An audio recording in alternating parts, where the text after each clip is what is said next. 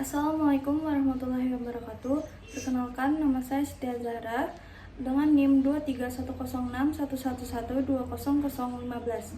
Di sini saya ingin mempresentasikan tentang jurnal berjudul Analisis Konflik Sumber Daya Hutan di Kawasan Konservasi. Pendahuluan, sumber daya alam hayati mencakup sumber daya nabati dan hewani yang membentuk ekosistem. Keberadaannya penting bagi kehidupan manusia yang melibatkan hubungan kompleks dalam pengelolaan. Kawasan ini memiliki keanekaragaman hayati tinggi dan merupakan sumber mata air bagi masyarakat sekitar. Namun, klaim pemerintah atas hutan adat kesepuhan tanpa partisipasi mereka mengancam kehidupan dan pengelolaan hutan tradisional mereka. Penelitian ini bertujuan untuk mengetahui juga memfokuskan pada penguraian mengenai bagaimana sejarah konflik dan pihak-pihak yang terlibat dalam konflik sumber daya alam, serta memahami bentuk-bentuk penyelesaian yang telah dilakukan untuk meredam konflik di Taman Nasional Gunung Halimun Salak. Metodologi penelitian ini yaitu menggunakan pendekatan kualitatif dengan metode studi kasus untuk memahami fenomena sosial secara mendalam. Pengumpulan data dilakukan melalui wawancara mendalam, observasi berperan serta terbatas, dan analisis data sekunder.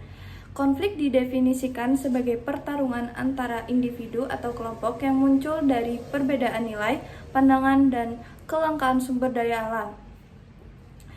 Pembahasan yaitu konflik kehutanan di Taman Nasional Gunung Halimun Salak dimulai pada tahun 1970-an dengan tumpang tindih hak pengelolaan antara perhutani dan masyarakat adat kesepuhan.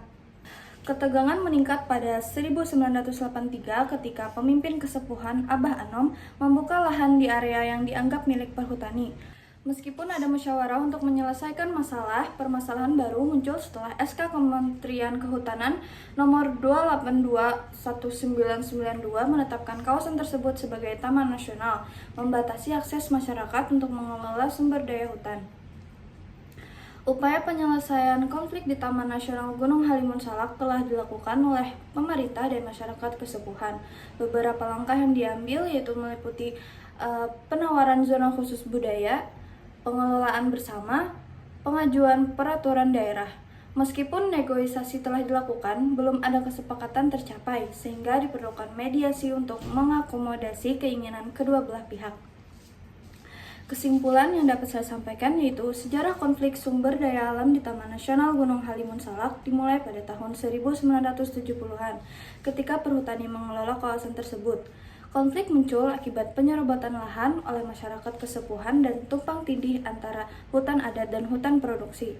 Ketegangan meningkat setelah pengelolaan dialihkan ke Balai Taman Nasional yang mengklaim wilayah pemukiman sebagai zona konservasi, mengakibatkan penangkapan warga dan yang dituduh merambah hutan. Penyebab konflik meliputi perbedaan persepsi, kepentingan, tata nilai, dan klaim hak kepemilikan.